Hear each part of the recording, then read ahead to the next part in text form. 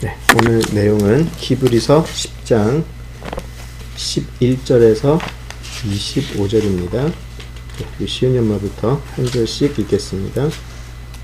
제사장마다 매일 서서 섬기며 자주 같은 제사를 드리되 이 제사는 언제나 죄를 없게 하지 못하거니와 오직 그리스도는 죄를 위하여 한 영원한 제사를 드리시고 하나님 우편에 앉으사 그 후에 자기 원수들을 자기 발등상이 되게 하실 때까지 기다리시나니 그는 거룩하게 되는 사람들을 단 한 번의 희생제사로 영원히 완전하게 하셨습니다. 또한 성령이 우리에게 증언하시되 주께서 이르시되 그날부로는 그들과 맺을 언약이 이것이다 하시고 내 법을 그들의 마음에 두고 그들의 생각에 기록하리라 하신 후에 또 그들의 죄와 그들의 불법을 내가 다시 기억하지 아니하리라 하셨으니 이것들을 사하셨은즉 다시 죄를 위하여 제사 드릴 것이 없느니라. 그러므로 형제들아 우리가 예수의 피를 힘입어 성소에 들어갈 담력을 얻었나니 그 길은 우리를 위하여 휘장 가운데로 열어놓으신 새로운 살 길이요 휘장은 곧 그의 육체니라. 그리고 우리에게는 하나님의 집을 다스리시는 위대한 제사장이 계십니다. 우리가 마음의 뿌림을 받아 악한 양심으로부터 벗어나고 몸은 맑은 물로 씻음을 받았으니 참 마음과 온전한 믿음으로 하나님께 나아가자. 또 약속하신 이는 기쁘심이 우리가 믿는 도리의 소망을 움직이지 말고 굳게 잡고 서로 돌아보아 사랑과 선행을 격려하며 모이기를 패하는 어떤 사람들의 습관과 같이 하지 말고 오직 권하여 그날이 가까움을 볼수록 더욱 그리하자. 기도하시죠. 아버지 하나님, 오늘도 귀한 아버지 하나님의 말씀을 나누게 됩니다. 성령 하나님께서 나누는 자 또 듣는 자 모두에게 은혜를 허락하여 주시고 하나님께서 허락하신 내용 온전히 전달될 수 있도록 함께하여 주시옵소서. 인간의 미련함으로 하나님의 말씀 가리우지 않게 하시고 오직 하나님의 선하심과 인도하심 속에 하나님의 말씀 이해하고 감격하며 우리들의 변화되는 삶 되게 하여 주시옵소서. 예수님 이름으로 기도드립니다. 아멘. 예, 우리 지난주에 10장 1절에서 10절까지 했는데요. 사실 다 끝내지는 못했었어요. 그래서 잠깐 10장 1절에서 10절의 마지막 부분을 조금 언급을 하고 넘어가는 게 좋을 것 같아요. 특별히 우리가 히브리서를 공부함에 있어서 가장 힘든, 요즘 우리가 히브리서를 공부하면서 가장 힘든 부분이 이제 그런 부분인 거죠.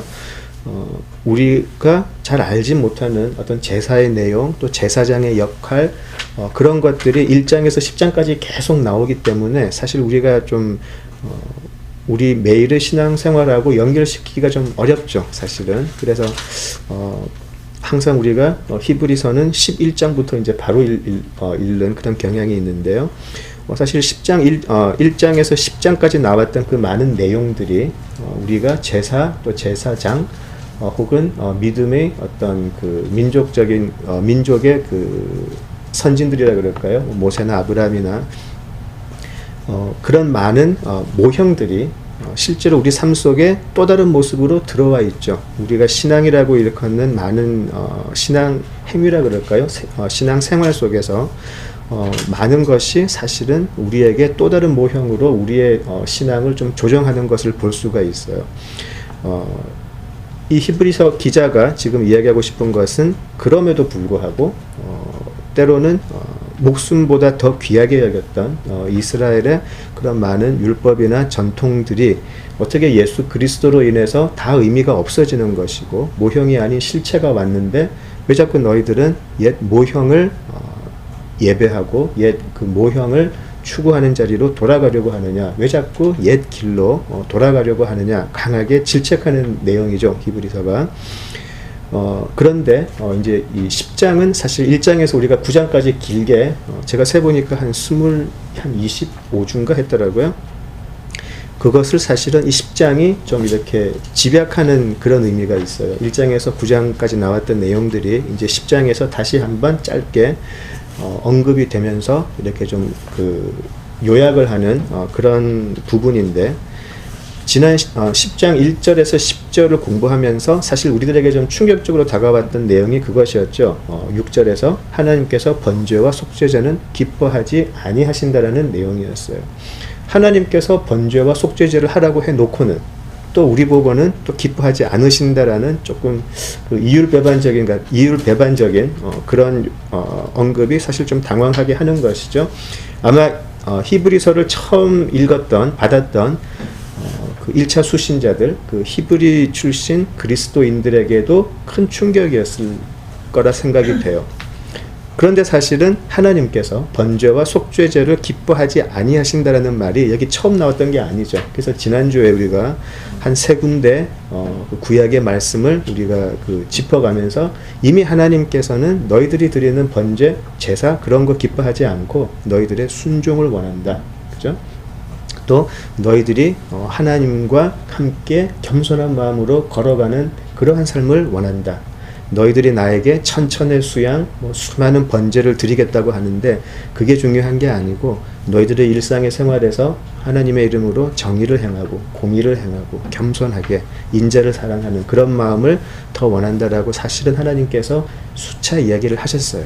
그죠? 그래서 이 번제와 속죄제를 기뻐하지 않으시는 이 하나님은 어떠한 하나님인가에 대한 근본적인 우리들의 그 고민, 고찰이 좀 필요했던 것이죠. 조금만 더 이야기를 하게 되면요, 지난주에 잠깐 언급을 했지만, 그들이 아무리 화려한 예배를 드린다고 해도요, 1년에 한 번 대제사장이 이제 그 민족의 속죄를 위해서 이제 흠이 없는 그런 짐승들을 잡아서, 사실 그 모습이 굉장히 좀 처참한 모습이라 그랬잖아요. 짐승들의 그 울음소리, 그 짐승들이 각이 떠지고 그런 피가 제사장 옷에 묻고 그것을 또 제사장은 뿌리고 그런 아주 처절한 예배 모습 속에서 그게 사실은 매년 반복돼야 한다라는 것은 상당히 큰 스트레스였을 거예요. 그때 수천 년 전에 그런 가축이라는 것이 흔하게 구할 수도 없고요. 1년 동안 공들여서 키운 재물들, 그것도 흠이 있을까봐 얼마나 가슴 졸이면서 그 짐승들을 키웠겠어요. 또 해서 혹시라도 내가 하나님 앞에 내 죄를 사하기 위해서 드리는 이 그 짐승의 재물들이 혹시라도 조그만 제사장이 흠을 발견해가지고 이건 안 돼 그래 버리면 사실 이 사람은 1년 동안의 그 속죄를 바라면서 키웠던 모든 정성이 순간에 날아가 버리는 것이죠. 그리고 그 제사를 드렸다고 해도 그 사람들은 돌아가면서 또 내년에 나는 또 어떻게 이 재물을 가지고 제사를 드려야 하나 항상 걱정이 됐었을 거예요. 그 당시에. 자, 그런데 하나님께서 실제로 기뻐하시는 재물이 과연 그런 재물이었냐라는 것이죠. 우리 마가복음 공부할 때 그 과부의 헌금 이야기를 기억을 하실 거예요.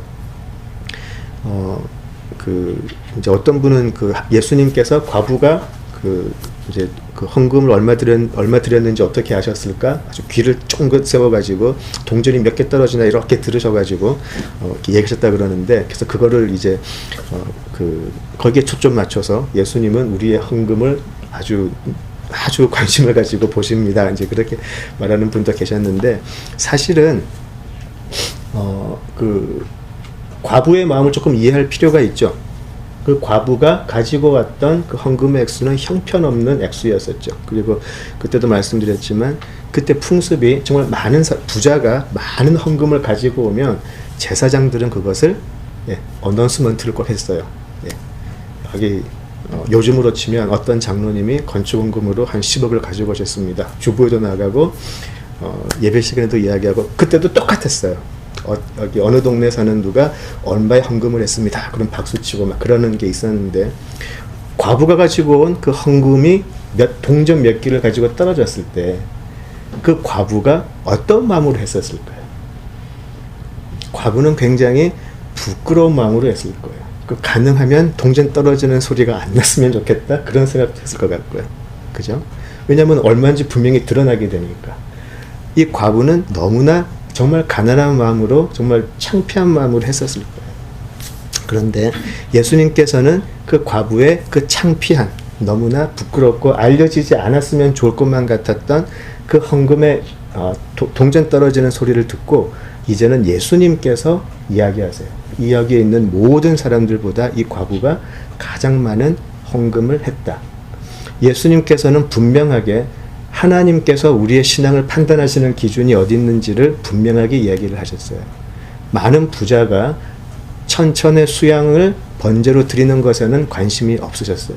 그러나 과부가 그럼에도 불구하고 이게 헌금으로 드려지면 나는 먹을 게 없는 게 뻔한데도 불구하고 너무나 부끄러운 마음으로 드렸던 그게 오히려 가장 많은 헌금이었다라고 이야기하신 그 이야기를 보면 과연 우리가 하나님 앞에 드리는 제사가 어떤 것이어야 되는지를 알 수가 있는 것이죠.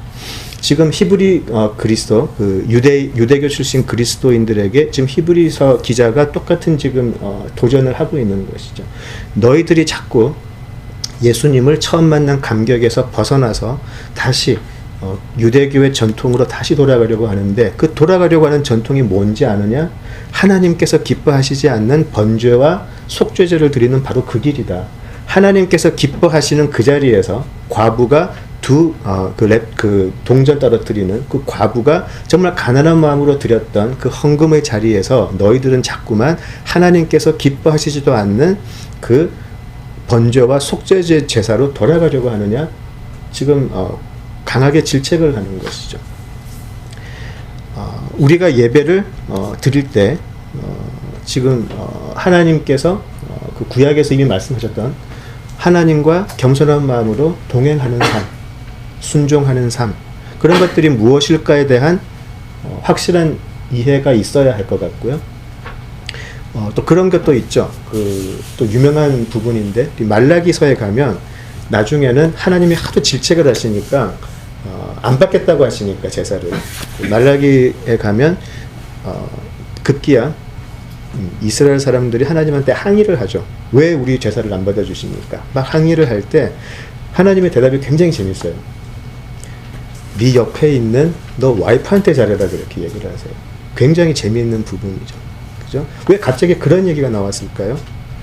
엄청난 제사를 정말 자기들은 정성껏 드렸다라고 생각을 했는데 하나님께서는 받으시지 않아서 이스라엘 사람들이 화가 났어요. 왜 안 받으십니까? 우리의 제사를. 왜 바쳤다고 하는데 자꾸 하나님은 우리에게 하나님께 우리의 진정한 속죄를 안 했다고 그럽니까? 자꾸 화가 나서 항변을 할 때 하나님께서는 네 옆에 있는 와이프에게 잘해라. 무슨 말일까요? 그 당시 와이프는요. 이 집사님하고 저 빼고 다 우리 여성분이라서 제가 좀 그렇지만 그 당시에 아내라는 존재는 사실 굉장히 하찮은 것이었죠. 그 당시에는. 그죠? 우리가 예수님과 서기관들의 대화 속에서 볼 수 있듯이 이혼 증서를 남편이 아무렇게나 써서 주면 이혼이 가능했던 시절이에요. 그것이 질책을 받지도 않았고요. 그죠? 그냥 조금 심하게 말하면 오늘 저녁 반찬 맛이 없어. 이혼. 반찬 못하니까. 오늘 나한테 대들었어. 이혼. 이런 식으로 이혼이 굉장히 쉬웠고 남자들의 입장에서는 그것이 굉장히 적법했었어요. 그들의 율법에서는. 정말 하찮게 너희들이 정말 물건처럼 여기는 그 와이프한테 잘하라는 거예요. 너희들이 그렇게 사람 취급도 하지 않는 오병이어 할 때 여자 숫자가 안 들어간 것도 아시죠? 아예 사람으로 세지도 않는 그 와이프한테 잘하라는 거예요. 너 항상 너와 같이 생활하고 네가 가장 아껴야 할 남들은 천하다고 할 수 있고 네 자신도 천하다고 여길 수 있는 그 와이프한테 잘하는 게 나한테 하는 진정한 제사라는 거죠. 그건 재밌는 표현이 나와요.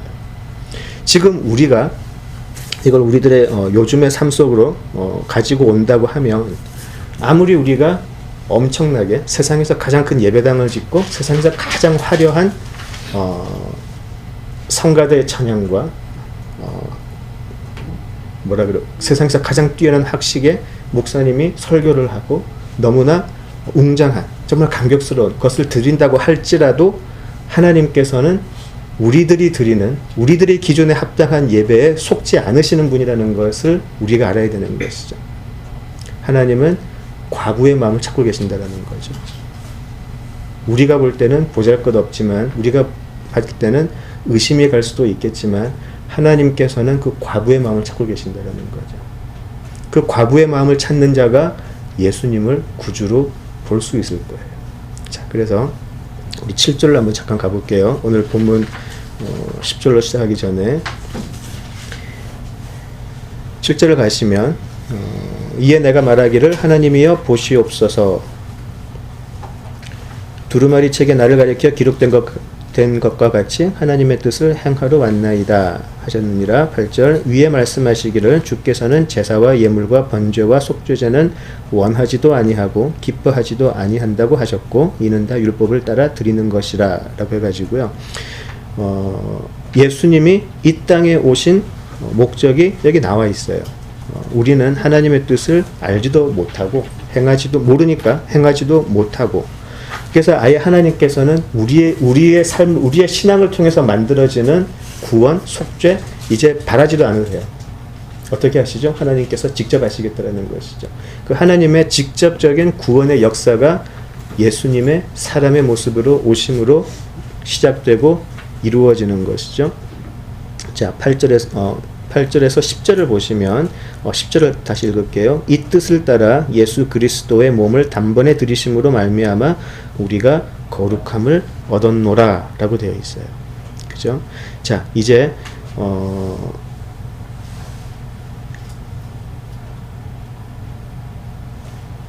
예수님의 그 9절 후반에 보시면 첫째 것을 패하시고 둘째 것을 세우러 오셨다고 했는데 세 번째는 없죠. 그죠? 첫 번째 것은 완벽하지 못한 제사였고, 첫 번째는 완벽하지 못한 인간의 율법, 인간의 행위로 이어졌지만, 이 두 번째 것은 완벽으로 들어가게 돼요. 단번에 그리고 영원히. 우리가 예전에 교회 생활을 할 때 영단번이라는 표현을 굉장히 자주 썼던 것 같아요. 영단번이라는 단어 기억나시나요? 예전에 어렸을 때 목사님이 기도하실 때만 영단번에 그러면 무슨 단어인가 그랬는데 영원히 한 번에, 예, 그걸 줄여서 영단번에라고 그러셨어요. 그죠? 그래서 영어로 이제 once for all이라고 그러는 건데 한 번에 영원한 제사를 드렸다는 것으로 영단번이라는 단어를 굉장히 자주 썼다는 기억이 나는데 영단번이에요. 영단번에 예수님께서는 우리를 위한 속죄를 이루셨다라는 것이죠. 자, 그렇다면 아까 11절로 이제 가보겠습니다. 제사장마다 매일 서서 섬기며 자주 같은 제사를 드리되 이 제사는 언제나 죄를 없게 하지 못하거니와 라고 되어 있어요. 자, 이스라엘 사람들에게 중요했던 것은 혈통이었죠. 가문이었고, 그리고 특별히 레위 지파만 제사장이 될 수가 있었어요. 그렇기 때문에 예수님은 유다 지파에서 태어나신 분인데 레위 지파에서 태어나지 않은 예수님을 제사장이라고 인정할 수가 없었죠. 자, 그런데 제사장의 가문이 있고 혈통이 있다라는 그것 자체에 무엇이 전제가 되냐면 제사는 반복되어야 된다라는 의미가 있는 것이죠. 그죠? 한 번의 제사로 끝나지 못한다라는 의미가 거기에 들어가 있어요. 혈통과 가문이 계속 연결되고 그 집안에서만 제사장이 나오고 거기서 대제사장이 나온다는 말은 이 혈통과 가문을 통한 제사에서는 제사장은 계속, 그러니까 반복되어져야 된다라는 의미가 있는 것이죠. 아무리 훌륭한 제사장이 이번 세대에 나왔다고 해도 그것으로 끝이 날 수는 없다라는 거죠. 이 사람이 죽고 나면 그 다음을 이을 제사장이 또 나왔어야 돼요. 왜냐하면 제사는 반복되어야 되기 때문에. 그렇죠? 자, 그런데 이제 예수님께서 드린 그 제사가 그 가문, 혈통 이런 것을 없애버리는 한 번, 아까 말씀드린 영단번, 영원히 한 번에 끝내버리셨다라는 것이죠. 12절에 보시면 오직 그리스도는 죄를 위하여 한 영원한 제사를 드리시고 하나님의 우편에 앉으사라고 되어 있어요. 그죠? 만약에 예수님의 큰 대제사장 되심이 그런 가문과 혈통을 따른 제사장과 같은 것이라고 했다면 계속해서 말씀드리지만 우리는 이런 모습을 봐야 돼요. 예수님께서 12월 25일에 태어나셔서 사역을 하시고 부활절에 부활하시는 그런 것들이 계속 반복되어야 돼요. 예수님의 오심과 우리의 속죄를 하시고 부활하심이 계속 반복되어야 돼요. 지난 2000년 동안 반복되었어야 해요. 근데 예수님은 그럴 필요가 없는 것이죠. 한 번 오셔서 드린 제사가 완벽했기 때문에 더 이상 인간의 혈통이나 인간의 가문을 따르는 그런 제사장은 필요 없게 되어버렸어요. 이제 예수님은 매번 오셔서 우리를 속죄할 필요가 없어지게 된 것이죠. 한 번의 제사로 우리들의 모든 죄악이 씻어졌다라는 큰 의미가 있는 것이죠. 자, 우리가 히브리서를 공부할 때 처음에 드렸던 질문이 예수님으로 충분합니까? 라는 것이었잖아요. 충분한가요? 예수님의 그 제사가? 그렇게 느껴지시나요? 그 예수님의 한 번의 제사가 히브리 사람들은 매년 반복되는 제사 속에서 어쩌면 안심했을 수도 있어요. 보여지니까. 그죠? 이번에 내가 드린 게 제사가 받아진 것 같으니까 확신할 수 있었는데 지금 우리 눈에는 예수님이 보이지가 않아요. 예수님의 부활도 보이지가 않고 예수님의 십자가도 성경을 통해서 알지만 실제로 우리들의 삶 속에 눈으로 보이지는 않잖아요. 히브리 그리스도인들, 유대교 출신 그리스도인들도 똑같은 어려움이 있었어요. 처음에는 엄청난 감격으로 예수님을 맞아들였는데 눈에 안 보인단 말이에요. 그리고 시간이 갈수록 유대교 사람들의 자기들에 대한 핍박은 엄청 커져가고 마음속에서도 의심이 생기게 되겠죠. 뭔가 불안해지기 시작을 해요. 그죠? 그리고 그 사람들은 마침내 예전의 유대교로 돌아가는 사람들이 생기기 시작하더라는 것이죠. 내가 잠시 현혹되었었나 보다. 예수로는 안 되겠다. 그죠? 자, 그것이에요. 지금 우리가 섬기고 있는 예수님으로 우리들의 신앙이 완벽하고 충분하다고 할 수 있는지 한번 솔직하게 생각해 보자는 것이죠. 예수님께서 한 번에 다 이루셨대요. 과연 그게 우리들의 삶과 무슨 상관이 있냐는 것이죠. 그게 우리가 매일매일 믿고 있는 신앙생활 속에서 어떠한 의미가 있냐는 것이죠. 그리스도께서는 죄를 위하여 한 영원한 제사를 드리시고 하나님 우편에 앉으셨다라는 이 10장 12절의 선언이 정말 우리가 예수님을 믿는 그리스도인으로서 우리에게 무슨 의미가 있냐라는 것이죠. 그게 보이나요? 그게 우리의 구원에 예수님으로 충분합니까? 라는 대답이 진심으로 나올 수 있냐라는 것이죠. 그게 안 나오는 사람들이 자꾸만 딴 거를 만들어내요. 우리 신앙 속에서. 그것을 예수님께서는 누룩이라고 했어요.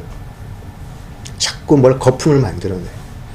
기왕이면 이렇게 해야 기왕이면 찬양 부를 때 한번 좀 쿵쿵쿵 뛰면서 해야 뭔가 찬양 한번 제대로 한 것 같고, 뭔가 예수를 믿어도 좀 화려하고 성공 스토리만 만들어내야 뭔가 내가 승리하는 신앙을 사는 것 같고, 이런 식의 거품을 자꾸 만들어내요. 우리 스스로 번죄와 속죄죄를 또 만들어내는 것이죠. 예수 그리스도가 눈앞에 보이지 않기 때문에 육신의 우리는 자꾸만 불안해져요. 그리고 기왕이면 뭔가 우리를 확신시킬 수 있는 여러 가지 모습, 여러 가지 교회 성장, 우리 신앙의 어떤 그런 여러 가지 형태 모습들로 자꾸만 바꾸려고 하는 것이죠. 근데 하나님께서는 지금 10장을 통해서 우리에게 굉장히 좀 가혹하게 이야기를 하시는 거예요. 예수께서 단번에 이루신, 그리고 영원한 제사가 우리에게 있다라는 것이죠. 자, 12절 후반에 그런 제사를 드리신 후에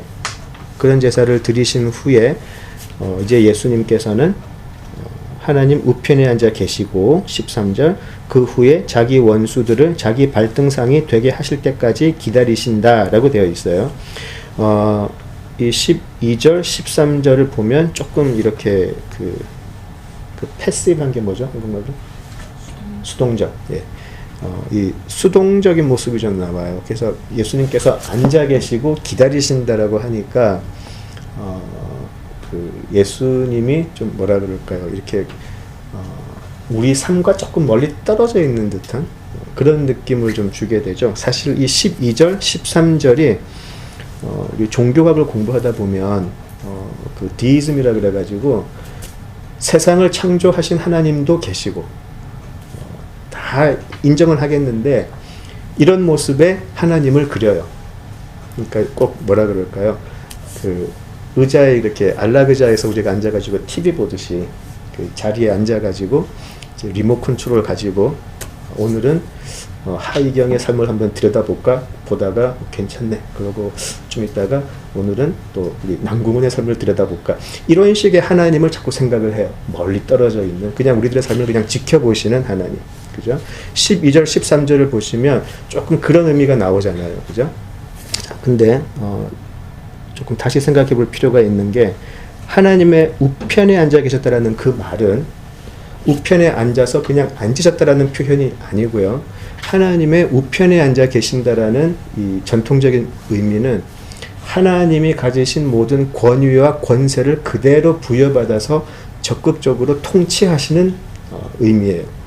앉아 계신다라는 한국 표현이 굉장히 그것을 좀 이렇게 패시브하게 만드는데 우편에 어떤 큰 왕의 우편에 앉았다라는 말은 그 왕의 정권을 받아서 아주 강하게 개입하고 통치한다라는 의미가 들어가 있어요. 그러니까 지금 예수님은 같이 예수님이랑 리모컨 컨트롤 돌리는 게 아니고 실제로 우리들의 삶에 계속 들어오신다라는 말인 것이죠. 계속 통치하고 계세요. 그래서 13절 자기 원수들을 자기 발등상이 되게 하실 때까지 기다리신다라는 말은 그냥 이때가 될까 저때가 될까 이렇게 기다리신다는 게 아니라 실제로 그것을 이루어내신다라는 표현인 것이죠.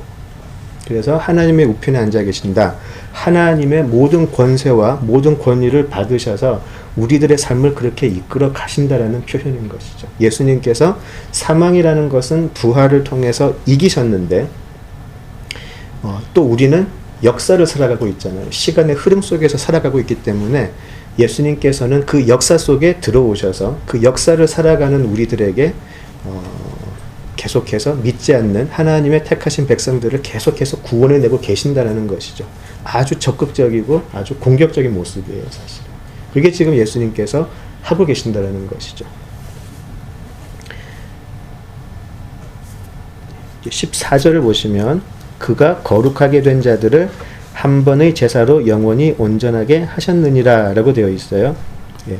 요게 사실은 영어를 보시면은요, 그 영어 보시면 ESV는 for로 시작이 되죠. 또 다른 번역을 보시면 아마 because로 시작을 될 거예요. 그죠? 그러니까 12절과 13절을 하는 이유가 14절이에요, 사실은. 왜 예수님께서 하나님 우편에 앉아 계시고 원수가 발등상이 되기까지 통치를 하시나 14절이 그 이유가 돼요. 왜냐? 거룩하게 된 자들 한 번의 제사로 영원히 하셨기 때문에 예수님께서는 오히려 더 적극적으로 일을 하시게 되는 거예요. 이미 예수님께서 하신 일, 뭐죠? 십자가에서 우리를 대속하셨고 부활하심으로 사망을 이기셨기 때문에 우리를 그 부활의 자녀로 만들기 위해서 12절, 13절 하나님의 정권을 받아 계속해서 일을 하신다는 거죠. 그게 지금 우리들의 삶 속에 벌어지고 있는 일이에요. 지금도 예수님께서는 하나님의 권세와 권위로 하나님의 자녀가 될 수 있게 지금도 아주 강하고 적극적으로 우리들의 삶 속에서 일하고 계세요. 그냥 기다리시는 것이 아니라. 그래서 히브리서 기자가 지금 옛 길로 돌아가고 싶어 하는 그 히브리 그리스도인들에게 강하게 이야기를 하고 있는 거예요. 지금 너희가 약속된 예수님의 재림이 임박했다고 생각했던 재림이 오지 않으니까 예수님이 어디 딴 데 가셔서 잊어버리신 것 같느냐 너희들은? 아니면 안 오실 것 같느냐? 아니, 지금도 일하고 계신다는 거죠. 우리 눈에 보이지 않지만 지금도 우리들의 삶에서 예수님은 하나님의 우편에 앉아서 적극적으로 우리를 통치하고 계신다는 것을 지금 12절, 13절, 14절에서 강하게 얘기를 하고 있어요. 좀 빨리 갈게요. 지난주에 좀 늦게 맞춰가지고 이제 15절로 넘어갈게요.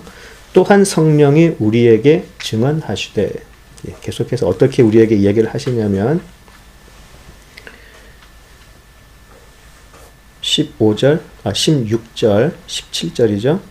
주께서 이르시되 그날 후로는 그들과 맺을 언약이 이것이라 하시고 내 법을 그들의 마음에 두고 그들의 생각에 기록하리라. 17절 그들의 죄와 그들의 불법을 내가 다시 기억하지 아니하리라 라고 되어 있어요. 그때 우리가 읽었던 바로 그 예레미야서 31장 31절에서 34절의 말씀인데요. 표현이 조금 다르기는 해도 같은 내용이죠. 그때 우리가 예레미야서 31장을 이야기할 때 새 언약을 이야기를 했었어요.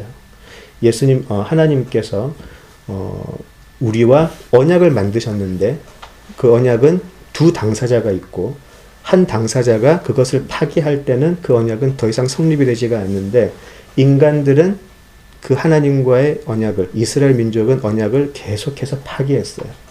하나님의 명령을 순종하지 않음으로.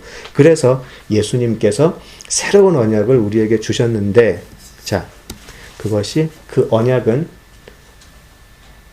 우리들의 마음에 새겨버리겠다라고 하신 것이죠. 그죠? 그 마음에 새겨버리기로 하신 건데, 17절 잠깐 보실까요? 지난번에 우리가 16절 내용에 대해서 많이 했던 것 같은데 17절을 보시면 그들의 죄와 그들의 불법을 내가 다시 기억하지 아니하리라 라고 되어 있어요.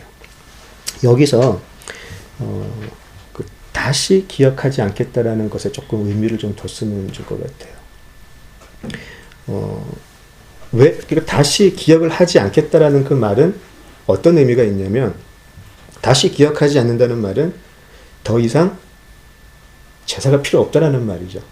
하나님이 만약에 네가 잘못한 것, 네가 내 계약을 언약을 깨트린 거 기억은 하겠다라고 하면 우리는 실제로 매년 예전 이스라엘 사람들이 했던 그대로 제사를 지내야 돼요.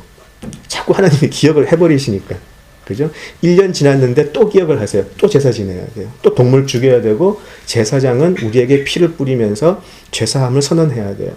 1년 지나서 또 해야 되는데 하나님께서 내가 너희들의 마음에 새 언약을 심어주는 그 날에는 내가 다시는 기억하지 않는다.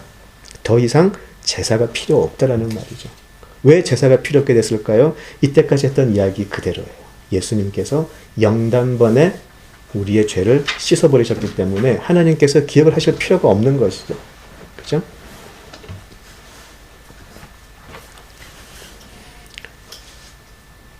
하나님께서 기억을 하지 않겠다라고 하는데 지금 이스라엘 사람들은 기억나게 하겠다라는 거예요. 계속 제사를 지내면서. 너무 웃기지 않아요? 우리가 큰 빚을 졌는데 그 은행에서 그냥 2020년 1월 1일로 그냥 다 탕감해 드릴게요. 이제 오지 마세요. 그냥 다 끝났어요. 그리고 계약서 자체를 찢어버렸어요. 근데 2021년 1월 1일에 또 와서 못 갚아서 죄송해요. 이거라도 드릴게요. 이게 지금 이스라엘 사람이 한다라는 말이에요. 왜 그 자리로 돌아가냐는 거죠. 분명히 은행에서는 빚 다 갚았다고 계약서까지 찢어버렸는데 찢어버린 게 아니고 탕감됐다라는 새로운 계약서까지 줬는데도 너는 그 다음 해에 또 가서 또 제사를 지내는 그 자리로 가느냐? 얼마나 어리석은 짓을 하고 있느냐를 지금 이야기하고 있는 거예요. 그 탕감을 받으면 감사한 마음으로 새롭게 출발하면 되는데 2021년, 2022년 계속 가더라는 거예요. 탕감을 해줬지만 너무 미안해서 내가 여기 100불이라도 가지고 왔습니다. 받아주세요. 계속 그거 한다는 거죠.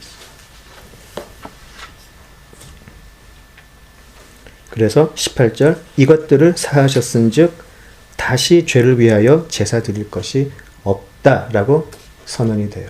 이것을 다른 말로 구원이라 그러고 복음이라 그러죠. 그래서 우리에게 새로운 예전에 그 계약서를 찢어버리시고 모든 빚이 탕감되었다라고 하는 새로운 약속을 주신 후에 어떤 일이 우리에게 벌어지는가? 19절로 가볼게요. 빨리 가나요?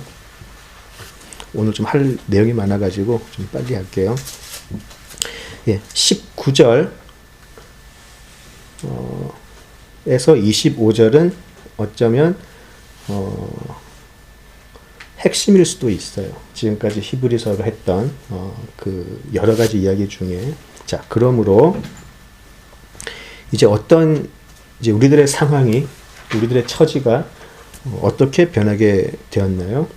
형제들아 우리가 예수의 피를 힘입어 성소에 들어갈 담력을 얻었다라고 되어 있어요. 예수의 피를 힘입어 성소에 들어갈 담력을 얻었다라고 되어 있어요. 이 담력이 제가 보는 ESV에 보면 confidence라고 되어 있어요. 확신이라고 되어 있는데 왜 그럴까요? 예수의 피를 힘입어 성소에 들어갈 담력을 얻었다. 그전에는 컨피던스가 없었죠. 예. 왜냐하면 대제사장마저도 백성들을 대신해서 지성소에 들어갈 때 하나님 앞에 벌벌벌 떨면서 들어갔어요. 혹시라도 내가 하나님 앞에 잘못한 것이 있다면 그게 해결되지 않은 채 지성소에 들어가면 대제사장은 지성소에서 죽임을 당해버렸죠. 그래서 살아나오지 못하는 경우가 있었다고 그러죠. 그래서 이스라엘 민족들이 자신들의 모든 속죄를 위해서 제물을 다 드린 후에 대제사장이 이제 백성들을 대신해서 지성소에 들어갔다가 다시 나오는 그 순간까지 그 이스라엘 사람들의 마음을 생각을 한번 해보세요. 얼마나 두렵고 떨리고 긴장이 되고 1분 1초가 귀에 들렸을 것 같아요. 그때 제가 국방부 얘기를 했던 것 같은데 혹시라도 이 인간이 못 살아나오면 어떡하나. 우리 대신 죄를 하나님 앞에 가지고 가야 되는데 이 사람이 거기서 죽어버리면 우리는 지난 1년 동안 속죄를 위해서 했던 모든 것이 헛것이 되어버리는데 얼마나 그 긴장 속에서 기다렸을까요? 막상 들어갔던 대제사장은 또 어땠을까요? 그죠? 자, 그리고 나서 대제사장이 살아나와서 그들에게 하나님께서 우리들의 죄를 사하여 주셨습니다 라고 하고 그 피를 뿌리게 되죠. 자, 이제 우리는 therefore라고 되어 있는데 그러므로 예수님께서 반복해서 드릴 필요가 없는 완벽한 제사를 한 번에 드림으로 말미암아 그리고 그런 제사를 드린 예수님이 하나님의 우편에 앉아 계셔서 이제 우리를 돕는 우리의 삶을 하나님의 부활의 자녀로 만드시는 그런 통치함을 받는 자녀가 우리가 되어버렸으니 우리는 어떻게 되었나요? 이제는 혹시 대제사장을 기다리던 그런 두려움과 떨림으로 가는 것이 아니고 이미 그 예수의 피를 뿌림받은 우리는 하나님 앞에 나아가도 하나님이 우리를 죽이시지 않고 받아들이신다라는 확신을 가지고 나아갈 수 있다는 것이죠. 자, 이것이 우리 신앙의 가장 중요한 확신 아닌가요? 우리가 왜 예수를 믿나요? 만사 형통하려고 예수 믿는 거 아니잖아요. 우리는 하나님의 살아계심과 참되심을 분명히 아는 사람들이고 그 참되고 거룩하신 하나님 앞에 우리는 죄인됨을 알았어요. 그런데 그 거룩하신 하나님은 죄를 조금이라도 용납하실 수 없는 분이기 때문에 죄인인 우리가 하나님 앞에 나아가면 우리는 멸망할 수밖에 없는 것도 사실이라는 것을 확실하게 알아요. 구약에 나왔던 것처럼. 그런데 우리가 어떠한 것으로도 그것을 없이 할 수 없는데 독생자가 오셔서 내가 한 거 아무것도 없는데 그 모든 죄를 사하셔서 하나님 앞에 나아갈 수 있게 했어요. 이제 나는 하나님 앞에 나아가도 멸망이 아닌 하나님의 아들로 칭함을 받는 자리에 나오게 됐어요. 복음이죠. 이것이 복음인 것이죠. 그런데 교회 밖의 사람들은 말할 것도 없고 교회 안에서도 지금까지 이야기했던 이것이 내 삶의 실제가 아닐 수가 있어요. 아무리 우리가 모태신앙이고 신앙의 배경을 가지고 자랐다고 해도 먼저 가장 큰 전제가 무엇이었나요? 사도 바울이 이야기했던 살아계시고 참되신 하나님이 나에게 정말 실제인가? 아니면 하나님은 다른 사람들이 말하는 신의 또 다른 이름인가? 정말 하나님이 계시는데 그분은 거룩하시고 살아계시고 참되신가? 그리고 나에 대한 자각이죠. 이것은 성령께서 열어주셔야 돼요. 나는 죄인이다. 나는 죄인이기 때문에 거룩하신 하나님 앞에 나아갈 수 없다는 것을 알게 되죠. 참회하고 통회하게 되죠. 왜냐하면 하나님의 살아계심이 진짜이기 때문에. 남들은 못 보는데 내 눈에는 보이기 때문에. 부인할 수 없기 때문에. 근데 그런 하나님한테 나가고 싶은데 나는 죄인이라서 나아갈 수 없음도 이젠 내가 너무나 확실히 알았기 때문에. 그런데 하나님께서는 나에게 엄청나게 화려하고 엄청나게 비싸고 그런 예배를 통해서 오라 그러지 않으시고 오직 무엇인가요? 예수 그리스도의 피만 가지고 예수 그리스도의 옷만 입고 와라라고 이미 다 방편을 마련해 두셨다라는 것이죠. 그게 우리 신앙의 감격이고 기쁨이 아닐까 싶어요. 지금 히브리서 기자가 강하게 도전을 하죠. 그것으로 충분하지 않는가? 그 예수, 우리 대신 완벽한 제물이 되셨던 예수 그리스도로 충분하지 않나? 우리들의 신앙에 무엇이 자꾸 거기 덧붙여지고 무엇이 자꾸만 거기서 타협이 되고 그러나 거기서 해결이 안 돼서 왜 자꾸 옛길로 돌아가려고 그러나 강하게 도전을 하는 것이죠. 자, 그 확신, 이 확신은 하나님의 살아계심을 보지 못한 사람들에게는 있을 수가 없어요. 그냥 어떻게 되나요? 우리 신앙이 죽어서 지옥 안 가고 천국 가는 걸로 족하다라고 생각을 하게 되죠. 이렇게 우리의 신앙을 가난하게 만들어버려요. 우리들의 신앙이 너무나 가난한 여느 종교와 다를 것 없는 것으로 몰락하게 되어버리는 것이죠. 그냥 극락 가는 것이죠. 그냥 극락 가는 거예요. 자, 20절 보실까요? 그 길은 우리를 위하여 휘장 가운데로 열어놓으신 새로운 살 길이요 휘장은 곧 그의 육체니라 라고 되어 있어요. 그 휘장, 우리가 지난 앞서 공부할 때 이제 그 성전 안에 있었던 두 가지 이제 휘장을 봤었는데요.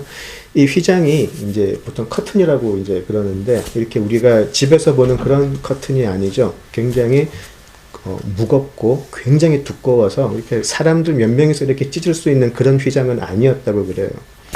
정말 막 동물들이 막 이렇게 해서 막 엄청난 힘으로 해야 찢기는 그런 휘장인데 예수님께서 돌아가실 때 성전의 휘장이 찢기었다라고 아주 상징적이 아니죠. 아주 강하게 나오게 되죠. 왜 찢겼을까요? 더 이상 하나님과 우리를 가로막고 있는 완벽하게 거룩하신 하나님과 완벽하게 타락한 우리 사이를 가로막고 있던 휘장, 완벽하게 거룩하신 하나님 앞에 완벽한 죄인인 우리가 나가게 되면 멸망밖에 없죠. 그러나 이제 그 휘장이 그냥 허물어져 버렸어요. 인간의 힘으로 찢을 수 없었던 휘장이 그냥 단번에 찢겨버렸다는 것이죠. 자, 그 휘장이 바로 예수님의 육체가 찢김으로 그렇게 되었다는 것이죠. 우리가 그 휘장이 곧 그의 육체니라, 그 예수님의 고난, 예수님의 순환, 그런 것들이 바로 이 육신의 찢김, 휘장의 찢김이라고 보면 그 예수님이 당하셨던 그 많은 인간의 모습으로 당하셨던 많은 그런 고난들이 바로 우리가 찢겨야 할 것을 대신 찢기시고 하나님과 우리 사이에 가로막고 있던 죄악이 허물어지는 것을 이야기하게 된다. 이것을